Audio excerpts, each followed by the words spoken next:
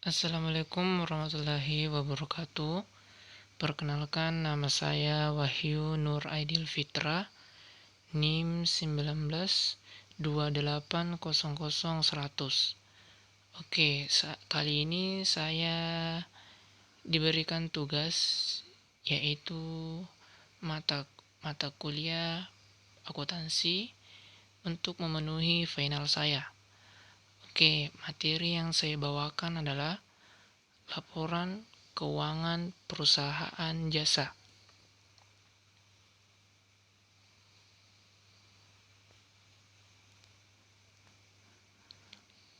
Dalam dunia bisnis, ada yang dinamakan perusahaan barang, dagang, perusahaan barang atau dagang, dan jasa. Perusahaan jasa merupakan perusahaan yang bergerak atau memberikan pelayanan untuk menjual keahlian atau jasanya. Contoh perusahaan atau bisnis di industri jasa adalah bank, bengkel kendaraan motor, asuransi, usaha salon, dan usaha salon. Perusahaan ekspedisi atau jasa pengiriman barang. Selama proses bisnisnya, tidak hanya perusahaan barang saja yang membutuhkan laporan keuangan perusahaan. Perusahaan jasa pun perlu yang namanya laporan keuangan. Cara pembuatan penyusunan laporan keuangan perusahaan di bidang industri jasa tidak jauh berbeda dengan laporan keuangan di perusahaan barang. Bentuk laporannya sama-sama berupa catatan aktivitas dan tindakan perusahaan yang berkaitan dengan keuangan pada periode tertentu. Sementara itu, komponen yang wajib ada pada pembuatan laporan keuangan perusahaan jasa adalah laporan laba rugi, laporan perubahan modal, dan laporan neraca. Oke, selanjutnya.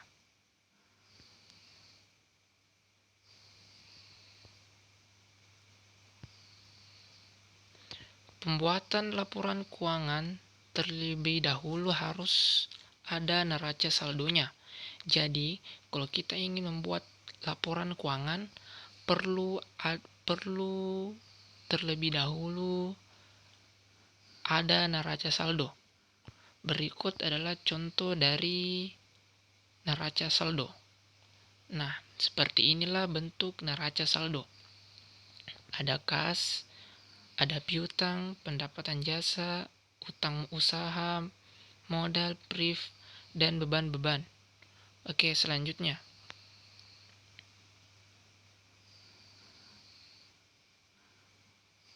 Laporan laba rugi.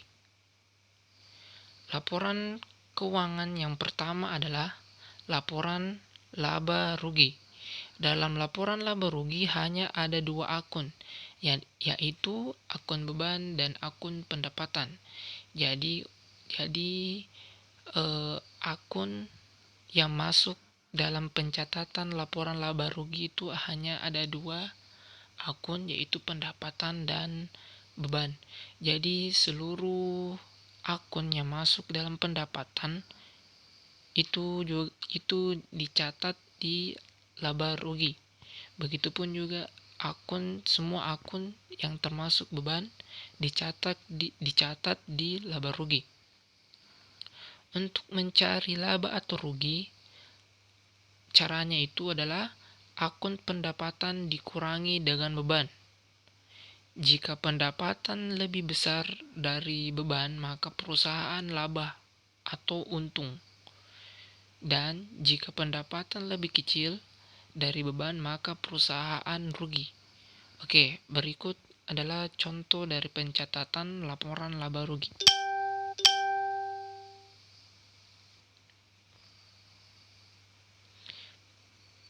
Nah, bisa kita lihat yang masuk dalam akun pendapatan itu adalah pendapatan jasa. Karena di neraca saldo tadi hanya pendapatan jasa saja yang masuk di akun pendapatan. Berikutnya itu ada beban-beban. Beban-beban di sini cuma ada dua, yaitu beban gaji dan beban iklan. Nah, beban gaji dan beban iklan ini dijumlah dan hasilnya itu 700.000. Nah, untuk mengetahui kalau kita mengalami laba atau rugi, kita hanya perlu mengurangi pendapatan dengan beban. Nah, di sini kita lihat pendapatan dikurangi beban, hasilnya adalah 14.300.000. Nah, di sini kita bisa lihat pendapatannya yang lebih tinggi daripada bebannya, sehingga perusahaan tersebut mengalami laba atau mengalami keuntungan. Oke, selanjutnya.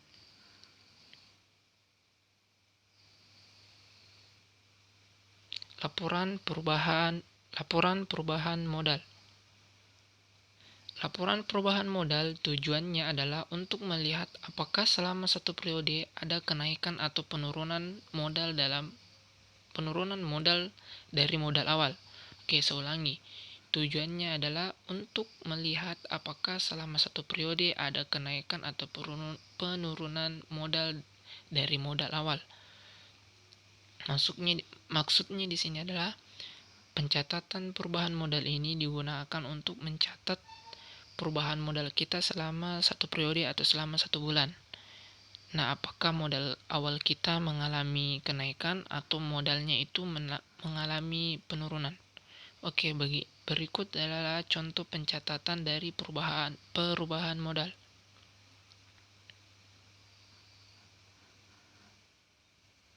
Nah, bisa kita lihat modal awal itu dimana kita ambil modal awal. Kita lihat di neraca saldo kita tadi. Neraca saldo kita tadi modal awalnya itu 10 juta. Dan modal awal dijumlah dengan laba bersih. Laba bersih tadi ini yang kita dapat di laporan laba rugi. Sehingga modal awal dan laba bersih itu dijumlah. Terus dikurangi oleh PRIF. PRIF ini bersifat mengurangi harta atau mengurangi kas. Jadi sehingga PRIF itu mengurangi. Nah, modal akhirnya adalah 23.300. Nah, di sini kita bisa lihat modal akhirnya mengalami kenaikan. Oke, selanjutnya. Laporan neraca. Laporan neraca bertujuan untuk melihat berapa nilai aktiva dan pasiva dalam satu periode. Dalam laporan neraca, nilai aktiva dan pasiva harus seimbang. Oke, berikut adalah contoh pencatatannya. Nah, bisa kita lihat di situ hanya 2 kolom saja dan 2 akun. Di situ kita bisa lihat seluruh yang masuk dalam akun aktiva dijumlah. Begitupun juga pasiva, seluruh akun yang masuk ke dalam kategori pasiva dijumlah. Sehingga akan menghasilkan hasil 28.300. Nah, di sini kita bisa lihat bahwa kedua akun ini seimbang. Sama-sama seimbang. Jika tidak seimbang, berarti terjadi kekeliruan dalam menghitung. Oke, selanjutnya perlu diingat dalam pembuatan laporan keuangan harus terstruktur. Artinya pembuatan laporan keuangan dimulai dari laba rugi, laporan perubahan modal dan neraca. Tidak boleh diacak. Maksudnya di sini adalah kalau kita membuat laporan keuangan harus terstruktur, harus berurut, mulai dari laba rugi, perubahan modal dan neraca. Kenapa seperti itu? Karena akan terjadi kekeliruan dalam menghitung. Untuk menghindari kekeliruan dalam menghitung, contoh seperti di laporan neraca tadi tidak seimbang, berarti ada salah hitung di antara laporan laba rugi atau laporan perubahan modal, sehingga memang kita harus bekerja laporan itu mulai berurut. Oke, mungkin hanya ini saja yang bisa saya sampaikan. Lebih dan kurangnya mohon dimaafkan. Mohon dimaafkan. Jika ada kritik dan saran, silahkan saja. Selama itu bersifat membangun dan memberikan motivasi kepada diri saya untuk membuat video-video seperti ini. Oke, sekian dari saya. Wassalamualaikum warahmatullahi wabarakatuh.